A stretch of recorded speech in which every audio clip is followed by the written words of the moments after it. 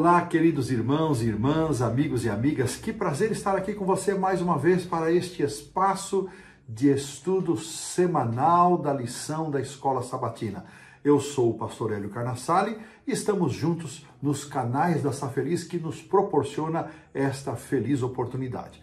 Esse link que aparece na sua tela, você ouve isso todas as semanas, acessando, ele vai permitir você receber no seu WhatsApp o acesso direto ao estudo da lição, além de receber também as novidades e informações da Safeliz. Nós estamos estudando as lições do segundo trimestre de 2025 e hoje chegamos à lição número 5, As Nações, parte 2.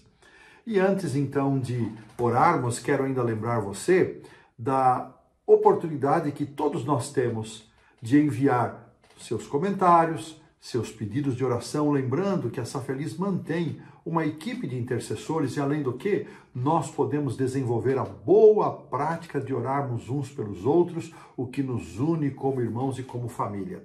Tenho encontrado muitas pessoas que compartilham esse conteúdo. Faça isso também, compartilha muita gente que só vai receber o conteúdo da lição se alguém repartir, seja você um desses que compartilha também. Agora sim, vamos curvar a nossa fronte, pedir a bênção de Deus e vamos para o estudo da lição As Nações, parte 2. Oremos. Senhor nosso Deus e Pai, graças te damos por tuas promessas que se cumprem em nossa vida, especialmente a de que o Senhor haveria de nos dar sabedoria, entendimento e a presença do Espírito Santo para nos conduzir, para nos guiar a toda a verdade. É isso que eu te peço, em nome de Jesus, para que tenhamos sabedoria e entendimento, que sejamos guiados, e te peço um coração transformado, para que possamos viver de acordo com aquilo que estudamos em tua palavra. Essa é a nossa oração, que eu a apresento em nome do Senhor Jesus. Amém. Muito bem, o verso para memorizar está em Salmo 46, verso 10, e diz assim: Aquietem-se e saibam que eu sou Deus. Sou exaltado entre as nações, sou exaltado na terra. A introdução nos trouxe aqui uma ponderação do autor que realmente achei interessante, porque eu nunca havia ouvido esse comentário, dizendo que muitas pessoas argumentam que Deus desejava a queda, e se ele desejava, ele planejou a queda da raça humana e a entrada do pecado neste planeta. Realmente é uma ideia absurda, é uma ideia que não tem base nas Sagradas Escrituras e ela é uma sugestão terrível, e não se harmoniza com o caráter amoroso, misericordioso, bondoso de Deus, nesses aspectos que debruçamos tanto no trimestre passado. Jamais foi intenção de Deus que o pecado entrasse nesse mundo, por isso que Deus, ao criar os nossos primeiros pais, eles foram instruídos, eles não foram deixados sem instrução, eles foram instruídos, eles foram orientados por Deus e pelos anjos acerca da existência do mal. E, na verdade, só havia um ponto em todo o Jardim do Éden onde eles poderiam ser tentados, que era justamente junto à árvore da ciência ou do conhecimento do bem e do mal. Nós vamos voltar a essa árvore na lição do domingo, e esse aspecto que só esse ponto, naquele único ponto, eles poderiam ser tentados, e somente ali, e não era por todo o tempo, isso prova que realmente jamais Deus teve a intenção que o pecado existisse e entrasse aqui nesse mundo. Nossa lição nesta semana vai ser uma continuidade da lição da semana passada, onde nós estudamos sobre as nações. Nós vamos voltar a observar alguma coisa do Jardim do Éden, vamos ver profecias impressionantes como a profecia de Daniel 2, a profecia de Daniel 7, a profecia de Apocalipse 10, e estas coisas vão nos ajudar a entender o valor do plano original de Deus e as consequências de todos aqueles que abandonaram serem governados por nosso Deus. Esse é o estudo da nossa lição nesta semana. nós pedimos que o Senhor nos conduza, eu estimulo você, sempre que for possível, esteja com sua lição física em mãos, leia, rabisque, anote, e eu espero que você que não pode fazer isso, em algum momento faça também, e certamente o nosso aprendizado vai crescer ainda mais. Desta forma, colocamos um ponto final na lição do sábado à tarde.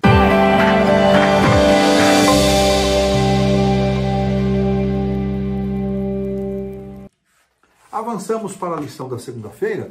Eu já vou abrir a minha Bíblia aqui, já vou deixá-la no livro de Daniel, capítulo 2. Nós amamos essa história, todos nós a conhecemos, o sonho de Nabucodonosor e a forma como Daniel, usado por Deus, deu a ele a lembrança do sonho e também o seu significado.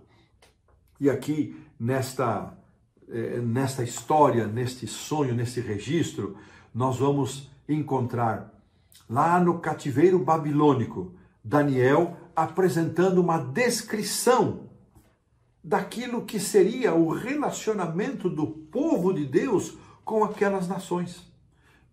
Sob Babilônia eles estavam no cativeiro, mas esse não era o fim das dificuldades e lutas. Outras dificuldades vieram na medida em que os reinos foram se sucedendo. O povo de Israel deixou de ser autônomo, deixou de ter independência. Eles estavam agora usufruindo as consequências das escolhas que haviam feito, especialmente em abrir mão do governo de Deus e escolher um homem para governá-los, e esse homem governante os conduziu para esta situação. O autor traz aqui uma lembrança de como o mundo chegou ao final do século XIX, o mesmo século que surgiu a Igreja Adventista.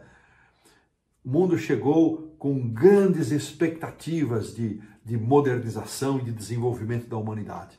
E eles menciona-se aqui a exposição de Paris do ano 1900, havia uma euforia, acreditava-se que todos os avanços experimentados pela humanidade, tecnológicos, científicos, da indústria, eles dariam à humanidade a alegria de ver um ponto final, o fim dos seus piores e mais difíceis momentos. Mas aí vem a Primeira Guerra Mundial. E esta Guerra Mundial, a Primeira Guerra, de 1914 a 1918, foi um tremendo balde de água fria nos mais entusiastas do humanismo. Eles desviaram o foco de Deus, até porque as referências religiosas que haviam dominado por longos séculos também não eram boas. Então, agora o foco sai da dominação de Deus, da dominação da religião, para a própria dominação humana.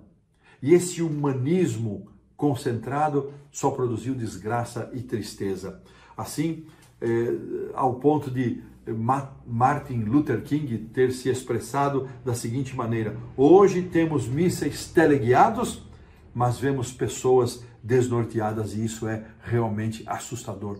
Passado esse século XX, as guerras continuam, mesmo agora somos testemunhas de várias guerras, umas são mais propaladas, outras menos, mas há muitas nações que estão em guerra, milhares e milhares de pessoas morrendo sob estas atrocidades. Muitos estudiosos das profecias fizeram uma observação, e isso é óbvio, está ali, mas nem sempre nós mencionamos, um declínio no valor dos metais que compunham a estátua. Então ela foi passando do ouro para a prata, da prata para o bronze, do bronze para o ferro e do ferro para o barro e aquela mistura. Tudo isso nós vemos o declínio da raça humana, o declínio dos valores morais, da família, de tudo aquilo que nós tanto prezamos. Grandes homens assim considerados tentaram por todos os meios e por suas filosofias e discursos e livros convencer a humanidade de que nós estamos numa ação de crescimento, de evolução. Mas a existência humana, ela melhora em alguns aspectos, é verdade. Nós temos acesso hoje a coisas que não tínhamos no passado, temos facilidades que não tínhamos, mas por outro lado há um declínio terrível. Assim, Daniel 2 nos ajuda a entender que o final de todas as coisas está predito por Deus, é aquela pedra que vem cortada sem mãos e esmiuça chocando-se contra a estátua, esmiuça e ela torna-se um reino. Essa é a grande expectativa que nós temos, que o reino de Deus seja implantado. Esta é a promessa, esta é a nossa esperança, e por essa esperança vivamos nós, crentes em Cristo Jesus, de que estamos próximos desse dia em que o reino de Cristo será instalado nesse mundo e voltaremos a viver o plano original de Deus, sem pecado, sem tristeza, sem morte, sem dor, sem injustiças. É assim nós esperamos, assim nós cremos, e desta forma pomos um ponto final na lição da segunda-feira.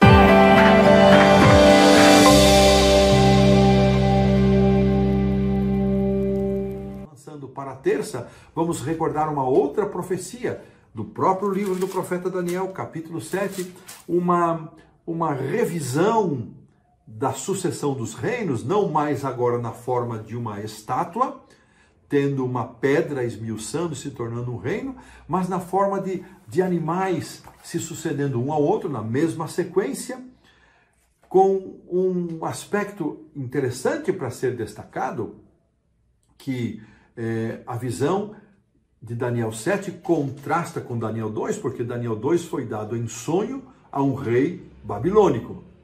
Daniel 7 foi dado uma visão a um profeta hebreu, a um membro do povo da aliança. E Daniel ali viu praticamente a mesma sucessão que Nabucodonosor, que havia sido mostrada em sonho a Nabucodonosor, recordado e interpretado por Daniel.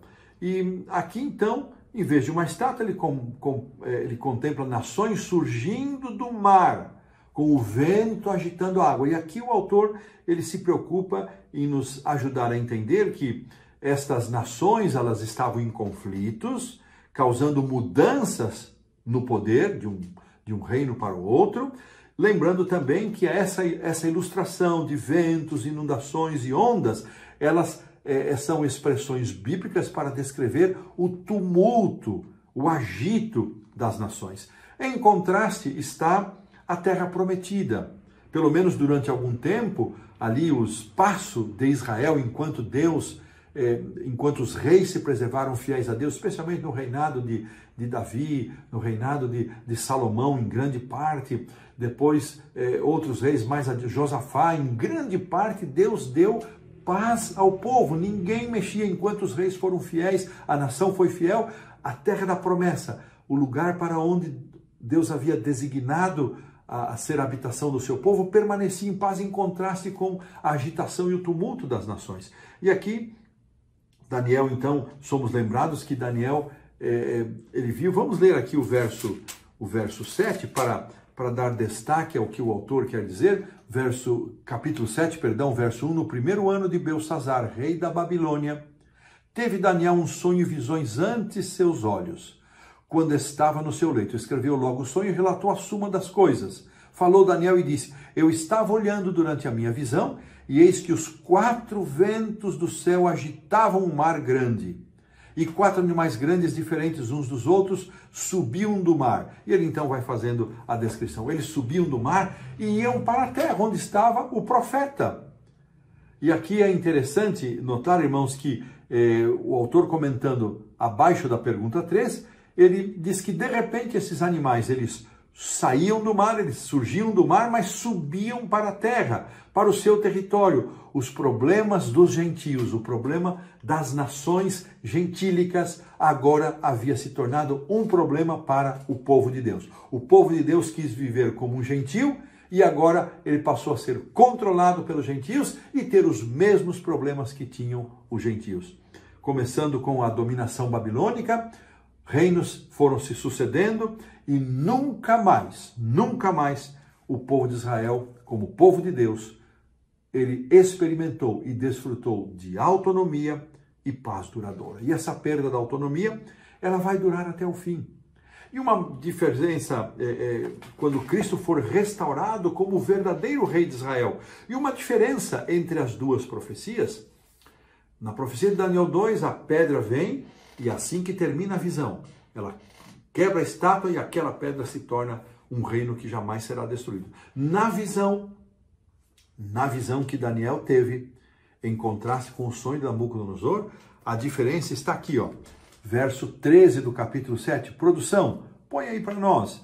Eu estava olhando nas minhas visões da noite, e eis que vinha um com as nuvens do céu, um como o filho do homem, e dirigiu-se ao ancião de dias e os fizeram chegar até ele. Foi-lhe dado, verso 14, domínio, glória e o reino, para que os povos das nações, os homens de todas as línguas, o servissem. O seu domínio, assim como a pedra, é um domínio eterno que não passará, e o seu reino jamais será destruído. Se em Daniel 2 nós temos o encerramento do sonho com o reino, aqui em Daniel 7, o encerramento da visão de Daniel é o surgimento do Filho do Homem, é a restauração, a reentronização do Senhor Jesus Cristo. Ele recebe esse reino e ele vai dominar, é reino eterno que jamais será destruído. Sabe, irmãos, a nossa esperança está exatamente aqui na pessoa do Senhor Jesus Cristo. Ele é o nosso Rei. É o único que deveria governar em nossa vida, mas ainda como seres humanos, falhos, pecadores, muitas vezes ainda aceitamos dominação humana. Às vezes de um professor que nos encanta, às vezes de um cônjuge quem admiramos, às vezes de um político, às vezes de um governante. Irmãos, muito cuidado. Eu tenho visto membros da Igreja Adventista, tanto aqui no Brasil como fora do Brasil, encantados com governantes, apaixonados pelos seus governantes, sofrendo quando esse governante não volta para o poder ou deixa o poder. Irmãos, o grande e único Rei que deve ocupar o lugar em nosso coração é a pessoa do Senhor Jesus Cristo. É o único que deve governar em nossa vida. É claro, nós somos cidadãos aqui neste mundo. Enquanto cidadãos desse mundo, nós temos que cumprir deveres de cidadania. Mas Rei, somente um, o Senhor Jesus. E desta maneira, nós colocamos um ponto final na lição da terça-feira.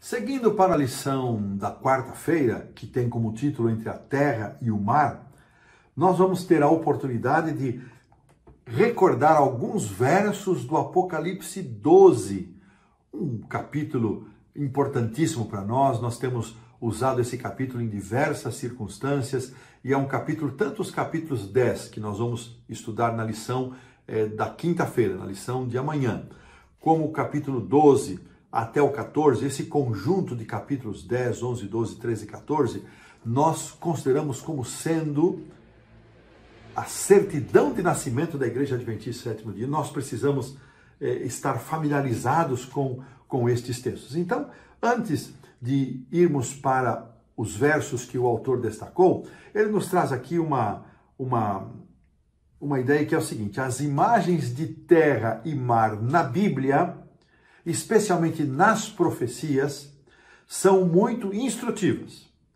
Pense então nos símbolos, no que isso possa representar. E ele vai trazer aqui uma contribuição de Beatrice Neal, que disse o seguinte: quando a terra e o mar estão justapostos, terra frequentemente representa o mundo ordenado ou a terra de Israel, ao passo que mar se refere às nações gentílicas que a ameaçam, que ameaçam a terra, como o mar ameaça a terra. Nesse contexto, a terra seria um lugar de estabilidade, governado por Deus. O mar representa a turbulência das nações, normalmente com base no orgulho e também nos governos humanos. Chegamos então à pergunta de número 4, onde o autor faz aqui uma afirmação, mantendo essas ideias que acabamos de comentar em mente.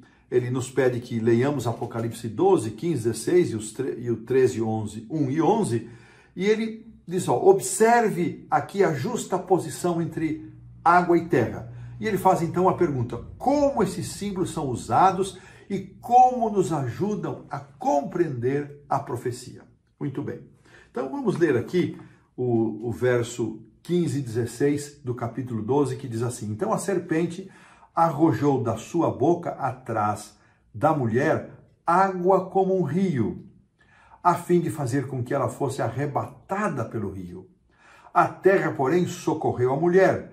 e a terra abriu a boca e engoliu o rio que o dragão tinha arrojado da sua boca.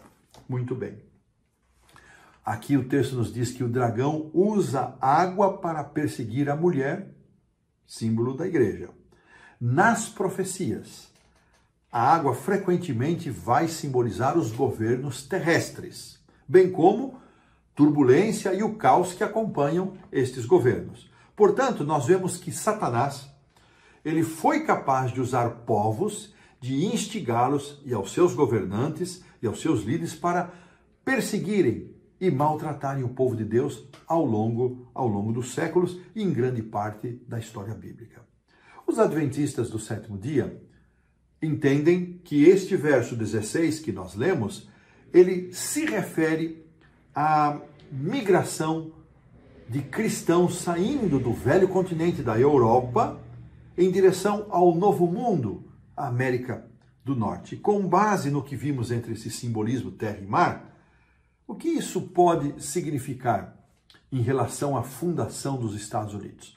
E o autor, ele mesmo vai dizer o seguinte, que será que nós poderíamos considerar que essa terra, para onde o povo cristão perseguido foi, pode ser considerado, poderíamos considerá-la como uma terra prometida, uma terra da promessa? Será que por esse aspecto a besta lá de Apocalipse 13, que nós ainda não lemos, né? Ela sobe dessa terra e ela se parece com um cordeiro, símbolo do cristianismo? Embora os cristãos, ou melhor, os Estados Unidos nunca tenham sido um novo Israel ou uma terra da promessa, a verdade é que esta terra, esse país, por bênção de Deus, não tenho dúvida, tornou-se uma terra de liberdade, não desde o início, mas logo aqueles que foram para o novo mundo entenderam que deveria ser uma terra de liberdade, em que as pessoas deveriam ter liberdade religiosa e que Estado e igreja deveriam operar de forma separada, e assim o protestantismo surgiu com esses pilares no seu fundamento, separação de igreja e Estado. Nenhum tipo de religião pode ser imposta, pode ser ordenada ou vinculada a qualquer aspecto da vida pública, a não ser que as pessoas tenham a sua própria religião, sirvam a Deus, creiam em Deus e dirijam a nação com esses valores, mas sem exigir, sem vincular, sem ordenar que tipo de religião as pessoas devem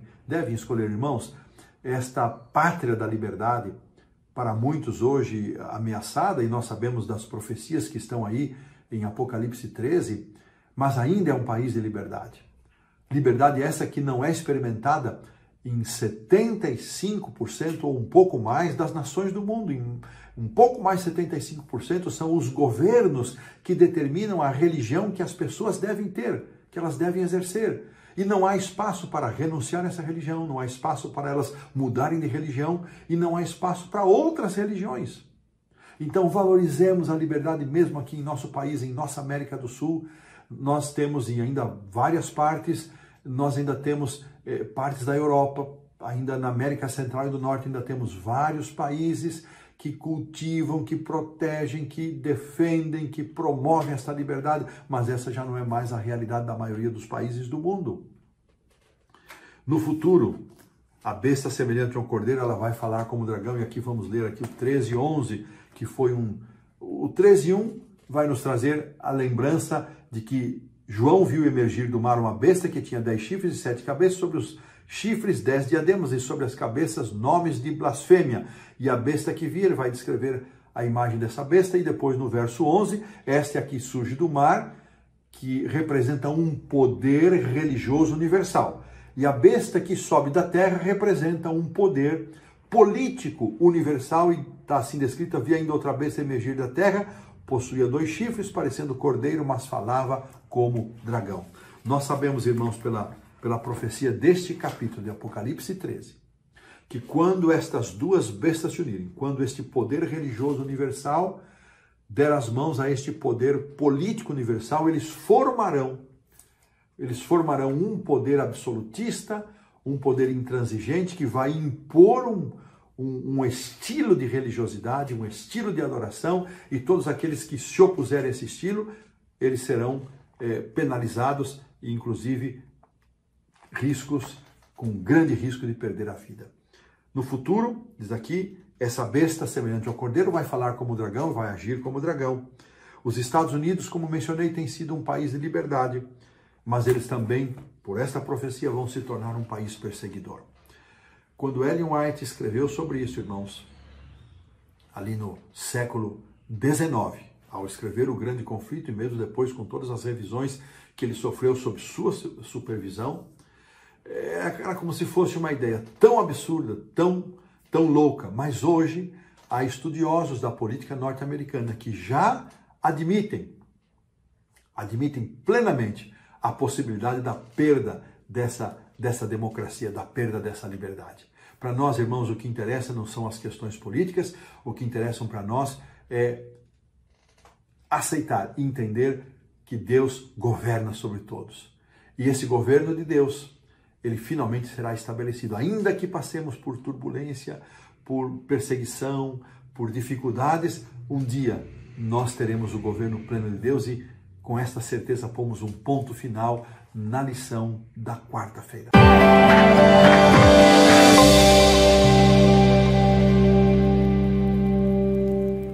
Avançando para a quinta-feira, nós então vamos ter a oportunidade de recordar uma outra profecia, a profecia do capítulo 10. E eu gostei muito que o autor tenha incluído essa profecia e tenha dado espaço para meditarmos em alguns aspectos, além daquela parte que nós mais gostamos de relembrar como adventistas, que é a ordem que João recebeu de comer o livrinho, e ele pega na mão do anjo, come o livrinho é doce na boca como mel, amargo no ventre, e este movimento nós entendemos que simboliza o grande movimento millerita do século XIX, que termina na grande decepção de 1844, no dia 22 de outubro, e esta é deste cenário, a lição de quinta tem como título, Profetize de Novo.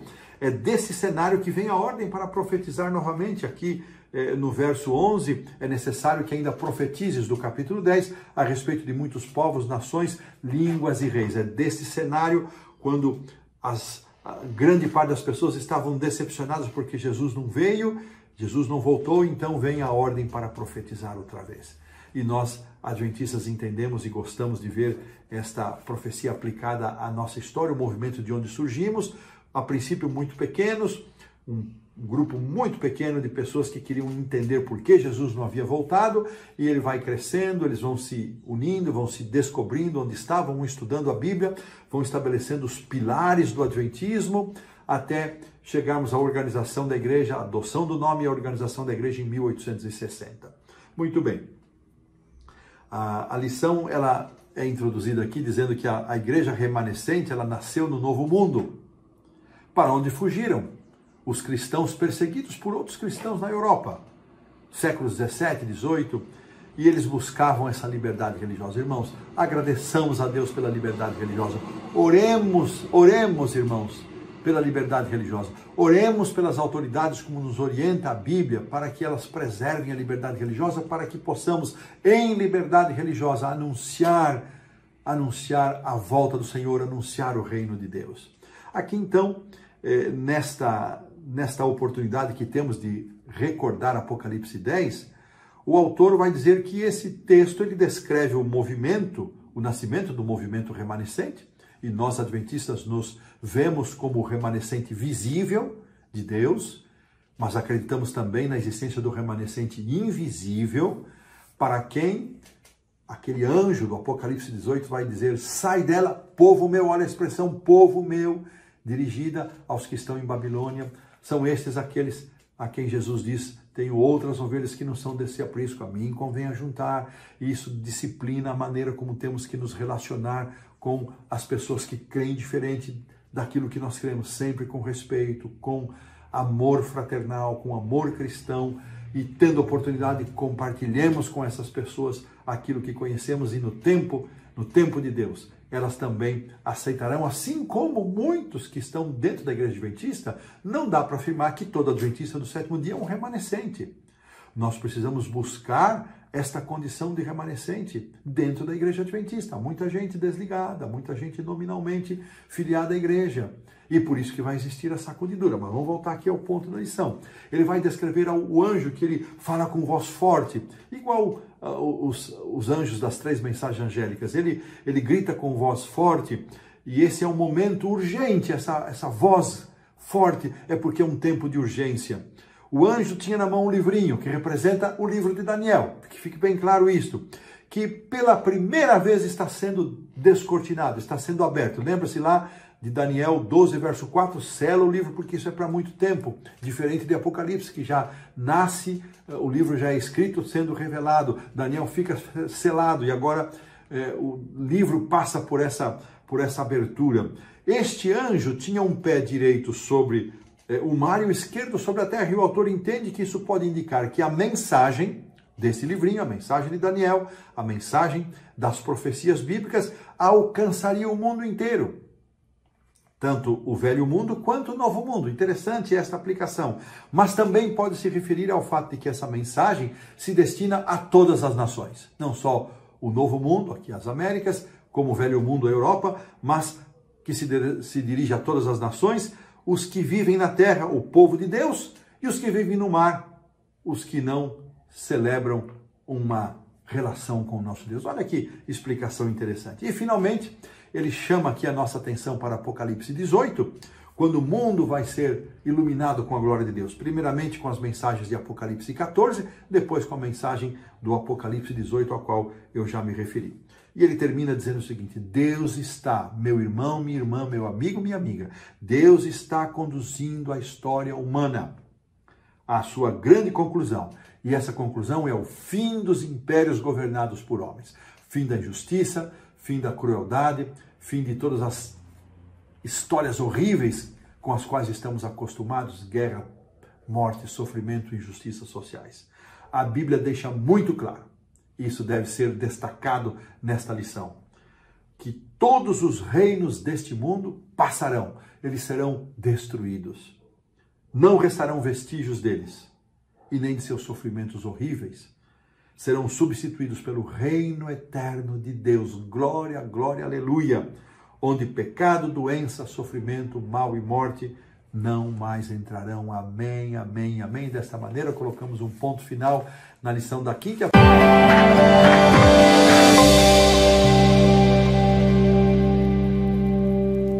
Passamos para a sexta-feira, onde eu quero recordar aqui, irmãos, são citações do Grande Conflito, página 557. Eu destaco aqui do primeiro parágrafo: o fogo que consome os ímpios purifica a terra. Interessante isso. Todo vestígio de maldade será removido e o mal não vai se levantar segunda vez. Não vai existir um inferno ardendo eternamente, não. Ele é eterno nas consequências, não na sua duração. As consequências são eternas, mas ele cumpre o seu papel, ele destrói o pecado, ele elimina todo traço e vestígio de pecado. Apenas uma lembrança vai permanecer, diz aqui Ellen White: o Redentor vai conservar as marcas da sua crucifixão. Nós geralmente mencionamos as marcas nas mãos, mas são mais 2 marcas aqui mencionadas: a sua fronte ferida pela coroa de espinhos, o seu lado espetado pela lança por meio de um soldado, e as suas mãos, por onde que foram pregadas. Esta será a lembrança que nós teremos. Que coisa linda, né, irmãos? Poucas vezes eu ouvi essa menção. Na verdade, eu não me lembro de ter ouvido. Eu estou lendo aqui pela primeira vez em Grande Conflito essas 3 marcas: na fronte, do lado e nas suas mãos. Deus diz assim: suas mãos e seu lado, meio do parágrafo, de onde fluiu a corrente carmesim que reconciliou o ser humano com Deus, água e sangue. Ali está a glória do Salvador. Ali está o esconderijo da sua força. Sendo poderoso para salvar mediante o sacrifício da redenção, ele foi forte também para executar a justiça sobre todos aqueles que desprezaram a misericórdia. Que impressionante. Nas perguntas para consideração, quero considerar aqui a 1 e a 13 e terminarmos. No fim, diz o autor, as realizações e glórias eternas serão transformadas em pó e cinzas, como foi visto na estátua, e vão desaparecer. Agora ele vai apelar ao nosso coração. Isso inclui as coisas que você realizou e esteja realizando. Então, pergunta, é importante ter essa perspectiva em mente? É importante?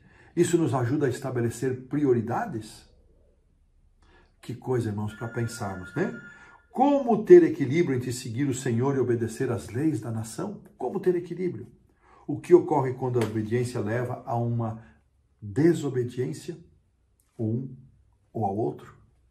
Bom, para essa última aqui, Atos 5:29 tem a resposta. Nós, entre Deus e os governos humanos, ficamos como Deus. Antes importa obedecer a Deus do que aos homens. E desta maneira, irmãos, pomos um ponto final na nossa lição e eu quero convidá-lo à oração de encerramento. Senhor Deus, Pai nosso, graças te damos por todas as bênçãos recebidas, por tuas promessas, por tuas revelações. Pai querido, Pai de amor, abençoa-nos para que na nossa caminhada nesse mundo tenhamos um único Rei, que é o Senhor Jesus, no trono do nosso coração. Que possamos ser alimentados, animados, confortados, que um dia todo esse mundo de dor e sofrimento terá fim, e o teu reino será estabelecido, e esse domínio será domínio eterno, não haverá mais morte, nem dor, nem tristeza, nem choro, nem injustiça. Que com esta promessa nós sigamos, em nome do Senhor Jesus, é nosso pedido, é nossa prece. Amém. Um forte abraço, que Deus nos acompanhe nesta semana, nesse estudo, é o meu desejo, a minha oração, e até a semana que vem, com a bênção do Senhor em nossa vida.